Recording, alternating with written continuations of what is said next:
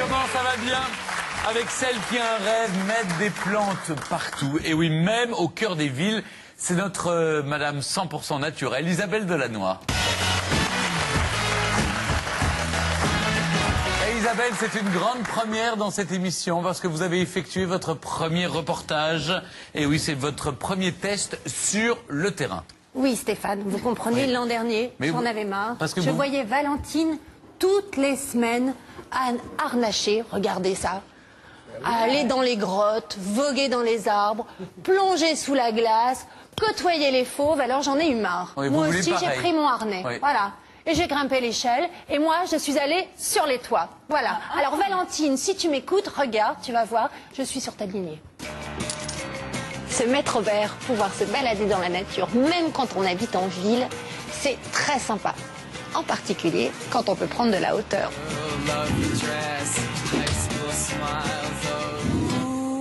Voilà 2 ans que la propriétaire de cette maison colorée a décidé de transformer son toit en véritable paradis végétal. Exit les anciennes tuiles, place aux petites fleurs, aromates et autres plantes. Au total, 60 mètres carrés de verdure. C'est joli, non ? Mais au-delà de l'aspect déco, Laurence nous dévoile les autres avantages de cette toiture végétale. Voilà, les petites plantes respirent sous la pluie. Waouh! Elles sont bien contentes aujourd'hui d'être arrosées. En fait, j'ai choisi cette méthode pour justement éviter un peu l'arrosage. D'accord, donc vous voulez dire que même s'il pleut, en fait, quelque part, bon, c'est bien, mais... Ah ben, c'est bien quand même, bon, qu'il pleuve un peu, mais j'allais dire, en principe, on n'a pas besoin d'arroser. Vous pouvez partir en vacances et ça reste tel quel. Tout à fait. Là, c'est une végétation semi-intensive, donc pas très haute. Par contre, si vous aviez une végétation plus haute, vous seriez obligé d'avoir un arrosage automatique. Or là, pas du tout. Et lorsqu'il pleut, le substrat retient 50% de l'eau. Le substrat, c'est-à-dire le sol que vous avez mis. Le sol qui est en fait un mélange de petits cailloux, de petits bouts de bois. Sincèrement, je suis fascinée. C'est tellement joli. On a l'impression d'une... Je sais pas, ça vous emmène en voyage, en fait. Ça sent le serpolet. Les petites plantes ont été choisies justement en fonction des couleurs, des odeurs. On a fait un mélange. D'un citrus, serpolet, au total, une vingtaine de variétés différentes. C'est vraiment joli, on se croirait jamais à Paris. Ici, on est à 300 mètres du périph'. Mais il y a d'autres avantages, seulement la beauté. Oui, il n'y a pas que la beauté, il y a l'isolation thermique. Grâce à la végétalisation, la maison est tempérée, ni trop chaud l'été, ni trop froid l'hiver. Les végétaux contribuent aussi à une meilleure isolation sonore. Selon Brotableau, le prix, en moyenne 90 € du mètre carré. Mais la facture de Laurence a été réduite de moitié grâce à une subvention régionale. Les toits verts, c'est bon pour l'environnement, car les plantes absorbent le CO2 et filtrent les particules fines rejetées par nos pots d'échappement. Si on végétalisait rien que 10% des villes, on abaisserait la température de 2 à 3 degrés en été, un atout indéniable en période de canicule. Pour en savoir plus sur l'installation de ces toits écolos, j'ai rendez-vous avec le paysagiste Philippe Péger. Philippe! Oui, bonjour Isabelle. Tu montes, tu t'équipes et tu nous rejoins. À tout de suite. Contrairement à chez Laurence, ici le toit n'est pas plat, mais légèrement en pente. Histoire de grimper en toute sécurité, je m'équipe d'un harnais. Et là-haut, je découvre une moitié de toit végétalisé. Comme quoi, ça change tout. Ce toit, en dessous, c'était ce toit. C'était le même toit qu'il y avait ici et là. Et on peut faire ça sur n'importe quel toit. On peut faire ça sur n'importe quel toit. Après, on a des problématiques techniques qu'il faut effectivement étudier en amont. Donc on a l'inclinaison, on a la charge supplémentaire. Là, on est sur un toit qui a une inclinaison de 30 degrés. On va végétaliser jusqu'à 35 degrés maximum. Pas plus. Après, le végétal va mal se comporter, il y a des problèmes d'irrigation, de ressuyage, etc. Comme un toit classique, il faut une bonne charpente supportant 100 kg du mètre carré. Bon, et comment ça s'installe? Sur des toits qui sont inclinés, il faut que l'on mette des tapis prévégétalisés pour éviter les phénomènes d'érosion et tout retrouver dans la gouttière lorsqu'on a planté. Mais ces tapis-là, il faut absolument qu'en dessous des tapis, on ait suffisamment d'épaisseur, donc de substrat, pour pouvoir nourrir la plante et qu'elle puisse s'enraciner. Si on n'a que 3 cm, comme on le voit partout, les plantes, elles grillent. Donc, attention au piège. Privilégiez une épaisseur de substrat de 8 cm au minimum. Là, on a même plus que 10 cm, hein, vous voyez, regardez. Là, alors, on a une couche en dessous qui est ce qu'on va appeler une couche drainante. C'est une membrane souple et qui va avoir cette fonction d'être antiracinaire. Donc, ça ne laisse pas passer les racines, ça permet de drainer le sol et en plus, ça permet de conserver l'étanchéité du toit. Conserver l'étanchéité. Alors, par ce système-là, on protège et on va allonger la durée de vie de cette toiture-là. Mais encore faut-il connaître les plantes interdites. Tout ce qui est bambou, cerisier, acacia, c'est des plantes qui ont des systèmes racinaires qui sont très puissants et qui peuvent venir endommager l'habitat, la toiture. Allez, atelier jardinage sur le toit.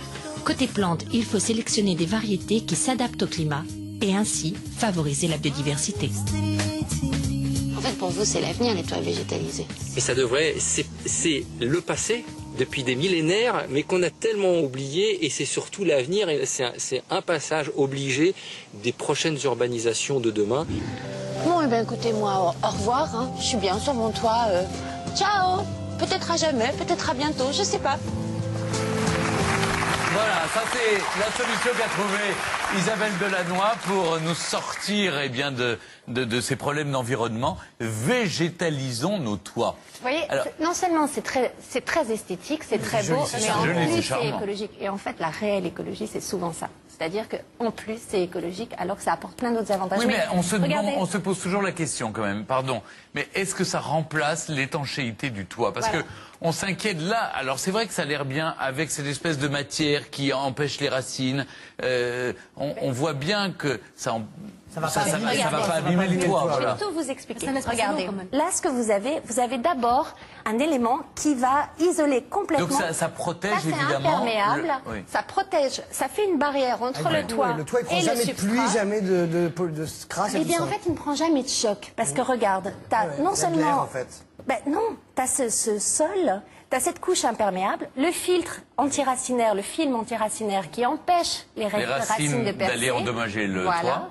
Et ensuite, tu as cette couche de sol minimum 8 cm qui va faire un tel tampon que ça va protéger le toit des chocs thermiques, c'est-à-dire des chocs de température, les écarts très Mais évidemment, il ne faut pas que ça etc. soit trop lourd, tout ça. Mais parce que si c'est trop lourd, ça porte sur le il faut une charpente qui puisse supporter 100 kg au mètre carré. Mais c'est souvent ce qu'on trouve, c'est à peu près la norme, parce que pouvoir porter un homme. Alors, regardez, je vous ai ramené des images de Suisse alémanique qui sont vraiment au top dans le domaine. La ville de Bâle détient le record mondial de toits végétalisés avec un quart des toits plats qui sont végétalisés. C'est très joli et on peut même le combiner avec des panneaux photovoltaïques, etc. Et il n'y a pas de problème d'étanchéité. C'est surtout des toits plats. Oui, mais le problème, Isabelle, c'est un coût. C'est-à-dire que votre toit, c'est votre toit, mais rajouter la charpente, rajouter les plantes, rajouter tout ce fil porteur et puis la terre. La charpente, vous l'avez déjà payée et c'est à peu près les mêmes normes. Le toit végétalisé, Laurence nous en parle dans le reportage, ça coûte 100 € environ, 90 à 100 € du mètre carré. Voilà. Alors, mais quand vous avez une grande toiture... Un hectare de toiture. Non, mais pour Laurence, qui a transformé ses toits plats en 60 mètres carrés de terrasse, quand même, ça lui est revenu à 6 000 € Mais la région à la fois 6 000 € le jardin, c'est quand même pas mal, plutôt que d'avoir un vieux toit. Subvention, 50% par la région, ça, les taux dépendent des régions. Eh bien, ça lui est revenu à 3 000 €. Mais alors, est-ce qu'on peut mettre toutes les plantes, Isabelle? On ne peut pas mettre, comme le dit Philippe, on peut pas mettre tous les... Voilà. Non. Alors déjà, pour mettre des arbres, vous êtes obligé de monter à 60-80 cm de sol. Et là, vous évitez ceux qui ont un système racinaire profond et assez agressif, comme les cerisiers, les bambous. Pas de bambou, voilà, pas de bambou. Mais sinon, vous pouvez mettre énormément de choses. Et là, vous prévoyez par contre une charpente plus importante. Et dans le sujet, on l'a vu, tout est entouré d'une sorte de petite palissade de bois qui doit faire 10 cm de hauteur. Protection. C'est une protection, c'est pour éviter l'érosion. S'il pleut très fort, par exemple, pour éviter que ça ravine. Non, c'est surtout la protection pour la personne qui va venir entretenir le toit, mais à partir de 8 cm, vous avez presque plus d'entretien parce que la biodiversité se régule d'elle-même, en fait. Et alors, on voit tous les insectes reviennent. Ça, c'est chouette, quand même. Et même des oiseaux menacés de disparition couverts de plaine, eh bien, on les a vus nicher sur les toits de Suisse, par exemple. Et alors, cet effet tampon, pourquoi c'est bon pour l'environnement? Parce que finalement, cet effet tampon qui protège le toit, il va isoler aussi votre maison, donc vous faites des économies de chauffage l'hiver, de climatisation l'été, d'énergie, etc. Et il va aussi climatiser l'air ambiant. Donc vous êtes en train de nous expliquer que non seulement c'est un investissement, mais qui est très productif pour notre consommation, mais qu'en plus c'est bon pour notre santé, pour la biodiversité, et pour sauver la planète, et en plus c'est beau. Et c'est en train d'arriver. Je ne comprends pas pourquoi on n'y a pas pensé plus tôt. Est-ce que c'est autorisé partout? C'est autorisé partout. Est-ce que c'est encouragé partout? Ça commence à être encouragé. Sauf que les toits de Paris seront plus les... C'est plutôt une histoire de blocage culturel, si vous voulez. Oui. Mais au niveau législatif, ça y est, on a changé la législation. Non, c'est en train de... C'est en train de changer. Est-ce que les uns les autres, vous êtes tentés par un toit végétalisé? Oui, enfin, en tout cas, on trouve ça ravissant avec Édouard. C'est ravissant chez les autres, mais est-ce que vous le feriez chez vous? Moi, je trouve ça magnifique, mais je trouve que c'est vraiment beaucoup mieux. J'imagine pas un vieil immeuble parisien remplacer ses jolies tuiles par un toit végétalisé. Architecturalement, ça fonctionne. Je pense que si vous avez une maison... Mais paradoxalement, c'est joli sur les immeubles contemporains. Parce ça redonne de la nature à un paysage très urbain. Est-ce que vous êtes tenté dans le public d'avoir un toit végétalisé? Je vais me mettre un oui, moi, tiens. C'est beau, hein. Bon, mais merci beaucoup. Merci Isabelle. Évidemment, vous nous mettrez toutes les informations, les détails, vos plans, hein, les plans de coupe, etc., pour qu'on comprenne bien sur le site www.france2.fr. L'important, c'est les 8 cm, donc il faut faire appel aux professionnels. Voilà. Parfois, ça ne dépend que de 8 cm. C'est formidable. Merci Isabelle. Allez.